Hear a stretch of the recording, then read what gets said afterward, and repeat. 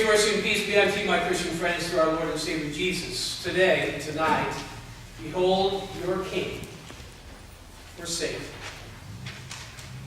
I don't know of a more dreadful word in the English language than forsaken.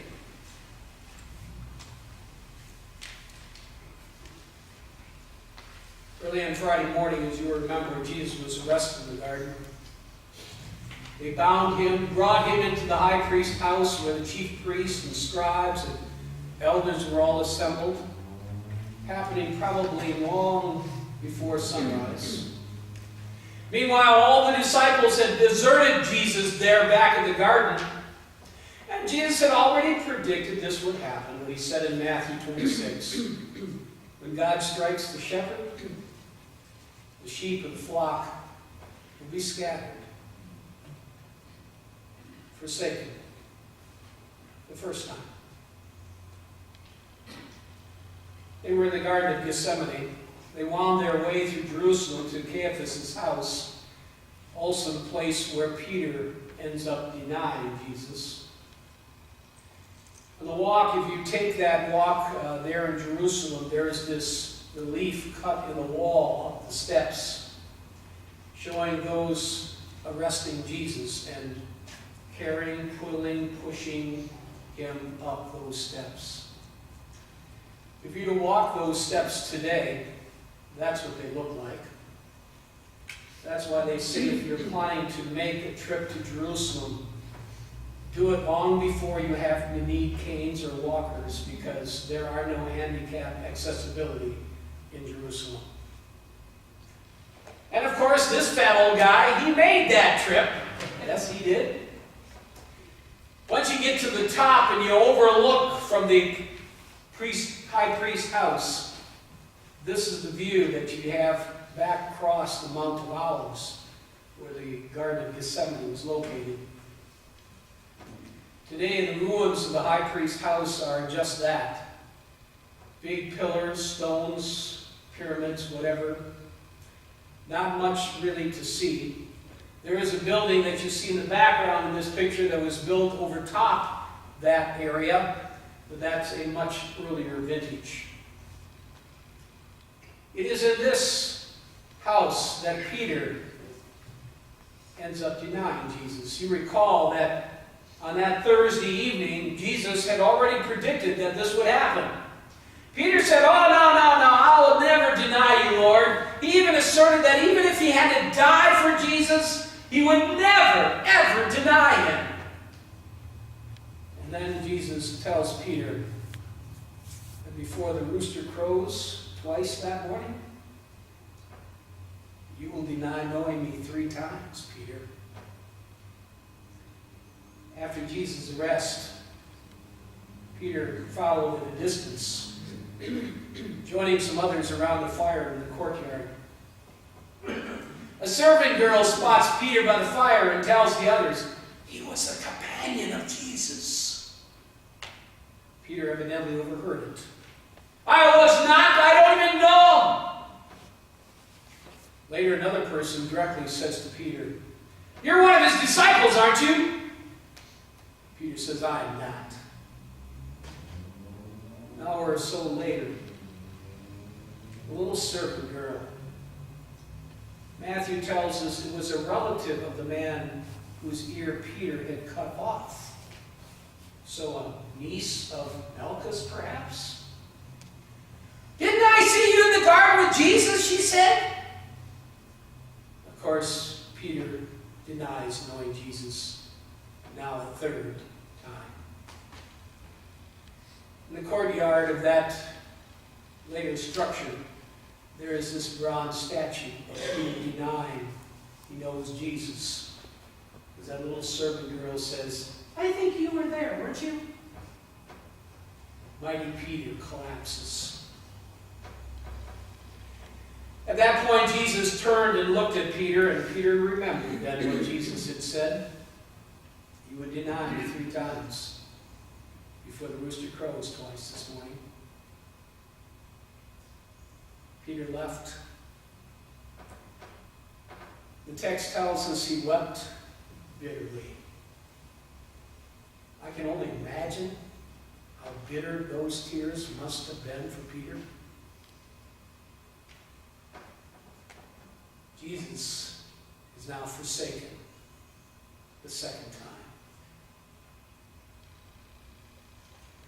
If you turn your view, before I showed the shot of looking toward the Mount of Olives, if you turn 180 degrees from the high priest's courtroom, you can see the Temple Mount there in Jerusalem. And of course, that beautiful young man standing right there in the middle of the shot, you probably recognize. On this same hill, and that part of that building that you saw earlier, is what is called Peter's Church of Giliguntu, which is Latin simply meaning denial. And interestingly enough, the weather vane on top of that church is, of course, a rooster. Inside that church, beautiful as it is, great relief over the altar area. I'll give you a close-up showing Jesus being tried by the high priests and scribes and Pharisees, held there as they condemned him to death. But of course, they can't execute that condemnation, can they? They must take him to Pilate in order to execute the capital punishment. And so that means back down those same steps that you saw earlier. And so we now leave Caiaphas' house, where Peter denied him, wind our way through Jerusalem, and head toward the Praetorium. The Praetorium was also called the Fortress Antonia. So if Matthew says Praetorium and Luke says Fortress Antonia, you know it's the same place. Ultimately, it was the residence of Pontius Pilate when he was in Jerusalem. And the courtyard that you see before the Fortress Antonia is the open courtyard of the temple. This explains something my Sunday school teacher just about did 3 flips. Because I asked her, I said, Jesus is tried by Pilate, then he's brought up before the crowds, tried by Pilate, brought up before the crowds. You want Barabbas, you want Jesus, and so how did he make so much movement so quickly, so fast? Well, you see, it all started like this, as they wind their way into the city of Jerusalem. They come to the steps of the Praetorium. The Jews led Jesus to Roman governor. But, notice this, to avoid ceremonial uncleanliness, the Jews did not enter the palace of Pontius Pilate. No, they made him come out to them. And he does so on those steps right before the Fortress Antonia. It's called today the stone pavement. Today, to look at that spot is right there. The fortress, of course, is no longer.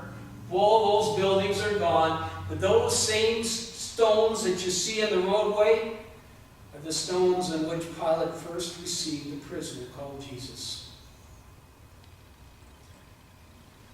Pilate thought he had a way out, though.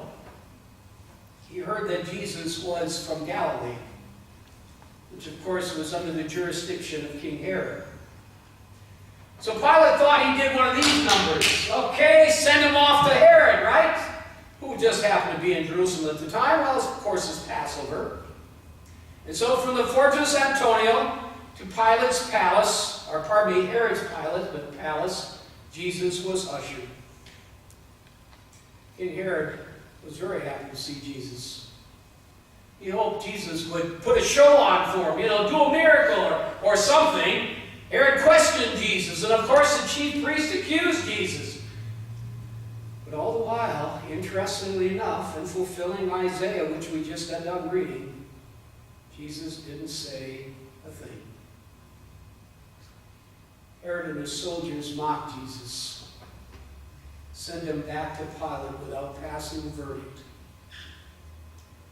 Maybe Herod was afraid to get involved with another holy man after he had executed John the Baptist, you remember. Nevertheless, for Herod and Pilate, who were enemies before this day, Luke tells us they became friends. Interesting. So now back to the Antonia fortress. Jesus was marched again.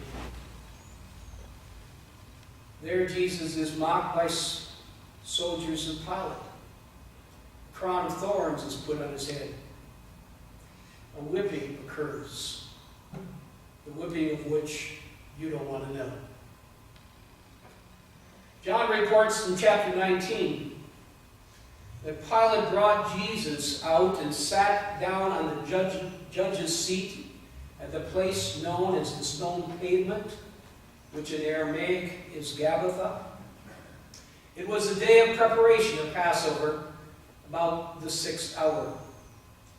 I'm so saddened that so many of our modern translations do not put it in today's time counting. That's 6 o'clock in the morning, folks. So all that shuffling back and forth that we've said up to this point all happened before 6 a.m. This is that judge's bench, the stone pavement today.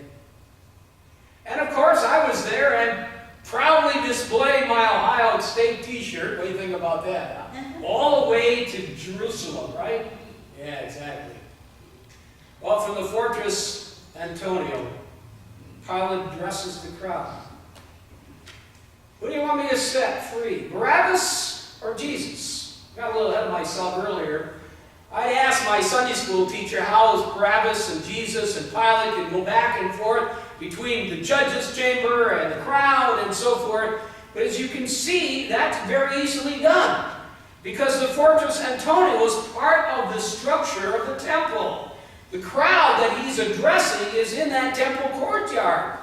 And of course, they asked for Barabbas. Give you a little close-up of that picture. Jesus and Barabbas and Pilate standing on that ledge, if you will, addressing the crowd below. Forsaken. The third time. We want Barabbas. Okay. So from Antonia Fortress, Pilate gives the order reluctantly and orders that Jesus be crucified. He travels what is called the Via Dolorosa. You might have seen some pictures of that in the newsreels today.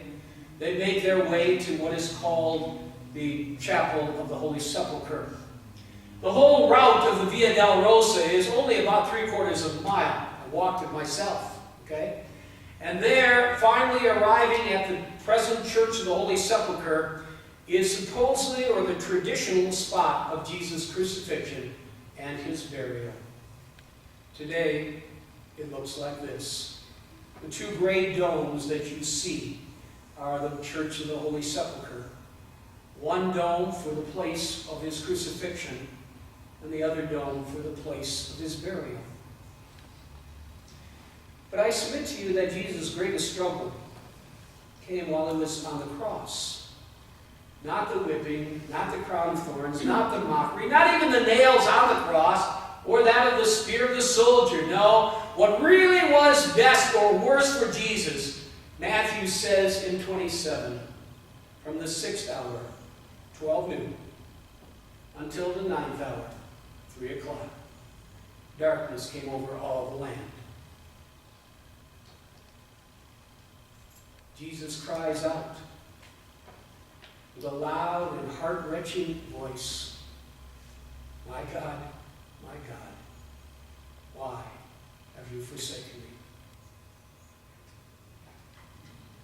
Watch this little video.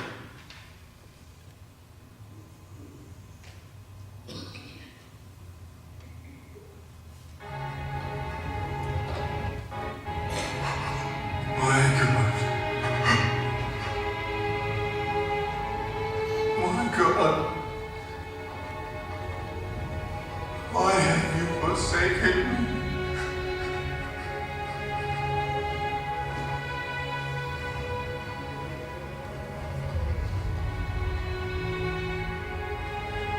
I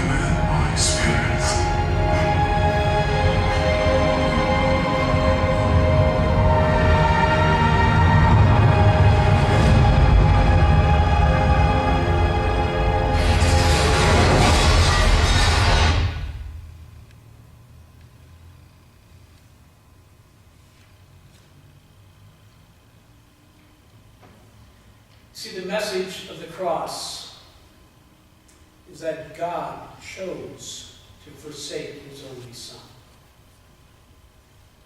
instead of forsaking you and me, which we full well deserve because of our sin. This was God's final solution to the reign of sin and death in our world. The death of his only Son, his only begotten Son. And you know, it wasn't the nails that held Jesus to his cross. You know what it was?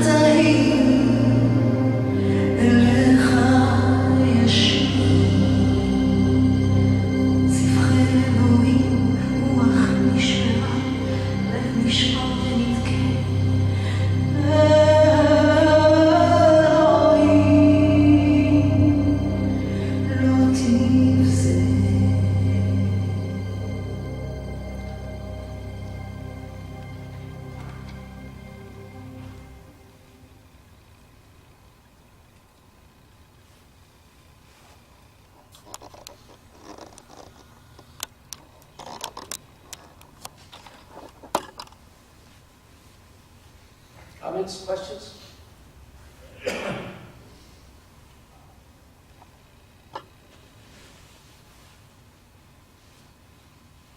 Please. What was the darkness signify? What is this? The removal of the sins of the people? That is a very good question, and the Bible doesn't answer it for us. Several guesses, okay? One, when Jesus cries out, my God, why have you forsaken me?" has led many commentators to think that the creator of this world backed away from his universe so that even the sun refused to shine. Had he stayed away from the universe, it would have all collapsed in a heap. That will one day happen. When God says, that's it. The world comes to an end. That's the most popular guess, if you will, okay? But that's what it is, it's a guess. Please. And you mentioned that Herod was in Jerusalem for the Sabbath. Why would he be there for the Sabbath? Well, the Passover. Did I say Sabbath? Well, you may have said Passover, I meant. Yeah. No, you said Sabbath, because I wrote Sabbath. Okay, well, if I said Sabbath, the Sabbath was coming, but this was a holy Sabbath because of the Passover. And he wasn't a Jew, so why would he make plans to be there to begin with? King Herod was half Jew. Okay? King Herod the Great, his father, was a Eudaeman, okay, from south of Judea. And he also married then a Jewish woman. So Herod was half Jew, half blood. So he was there for the party then?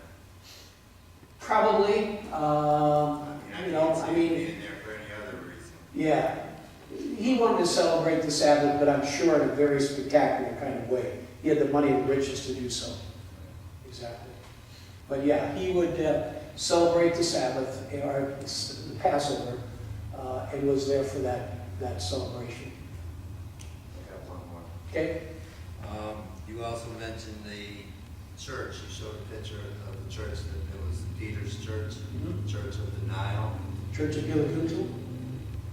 Who decided to name it that? I don't mean, know. was that supposed to be a slam on Peter because he denied Jesus 3 times? Yeah. And did they actually practice a service in that church? Or was it just, you know what I'm saying? Was there actual, like we're having a service now, or is there actually services done? There are services held, but it's more of celebrating the events that occur during Holy Week.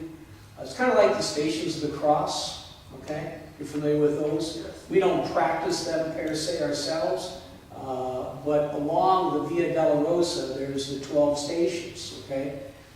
And Roman Catholics, look at that very closely, all right? Some are biblical reminders of what happened at each of those stations, and some are not, okay?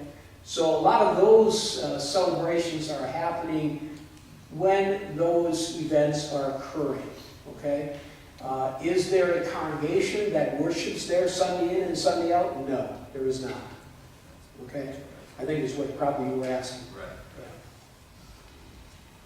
Any other questions? We go on with our prayers and our offering, and then we move right into tenebrae.